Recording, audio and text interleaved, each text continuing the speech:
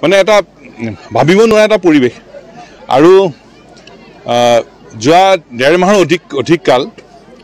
আমি প্ৰতিটো অসমৰ পৰিয়ালে আমি এটা অশান্ত মন লৈ আমি জীয়াই আছোঁ পৰিয়ালৰ এজন হেৰাই গ'লে যিটো হয় আমাৰ অসমৰ প্ৰতিটো পৰিয়ালত একেই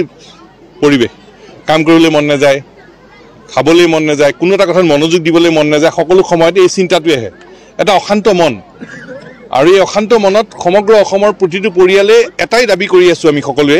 যে জুবিন গাৰ্গক ন্যায় দিব লাগে জুবিন গাৰ্গে ন্যায় পাবই লাগিব এইটো এটা স্পষ্ট কথা এটা ন্যায় পাব কেনেকৈ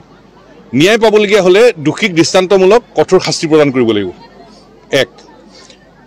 দুই নম্বৰ কথাটো হ'ল কঠোৰ দৃষ্টান্তমূলক শাস্তি পাব কেতিয়া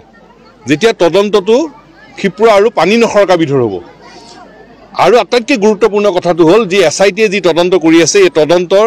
তেওঁলোকে সাক্ষী প্ৰমাণসহ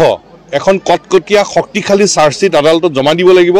যাতে এজনো দোষীয়ে আইনৰ সুৰুঙাৰে সাৰি যাব নোৱাৰে এই কথাকেইটাতে আমি লক্ষ্য আগত ৰাখি আমি আগবাঢ়ি গৈ আছোঁ আৰু এইকেইটা কথাৰে ফলাফল বিচাৰি আছোঁ গোটেই অসমৰ ৰাইজৰ মনত এইটোৱে কথা যে জুবিন গাৰ্গে ন্যায় পাব লাগে ন্যায়িক আয়োগত আসলে সাক্ষ্য দিবলৈ যোৱা লোকৰ সংখ্যা কিন্তু ইমান না ন্যায়িক আয়োগৰ কথাটোকে বেলেগ সেইটো এটা বেলেগ কথা কিন্তু আমি সেইকাৰণে লক্ষ্যৰ পৰা আমি আঁতৰি যাব নালাগিব আমি সকলো ৰাইজে আমি আমাৰ পন্থাটো আমি অহিংস গণতান্ত্ৰিক পন্থাৰে আমি আগবাঢ়িব লাগিব সকলো সময়তে আমাৰ পদক্ষেপবোৰ হ'ব লাগিব অহিংস আৰু শান্তিপূৰ্ণ গণতান্ত্ৰিক কাৰণ জুবিন গাৰ্গেও হিংসা ভাল পোৱা নাছিল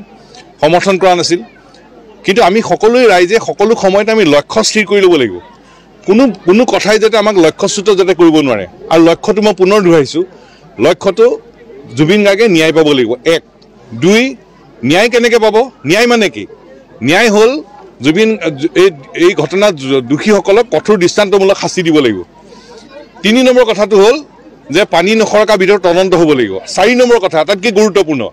যি SITয়ে তদন্ত কৰি আছে তদন্ত সাক্ষী প্ৰমাণসহ এখন কটকটীয়া এখন শক্তিশালী চাৰ্জশ্বিট আদালতত জমা দিব লাগিব যাতে এজনো দোষীয়ে আইনৰ সুৰুঙাৰে সাৰি যাব নোৱাৰে আৰু সেইটো কথা নিশ্চিত হ'ব লাগিব আৰু সেই লক্ষ্য লৈ অসমৰ ৰাইজ আজি ৰৈ আছে আমি সকলো ৰৈ আছোঁ ছাত্ৰ সন্থা অসমৰ ৰাইজ আমি সকলো ৰৈ আছোঁ সেই ন্যায় পাবৰ কাৰণে আৰু জুবিন গাৰ্গে ন্যায় নোপোৱালৈকে আমি ক্ষান্ত নহওঁ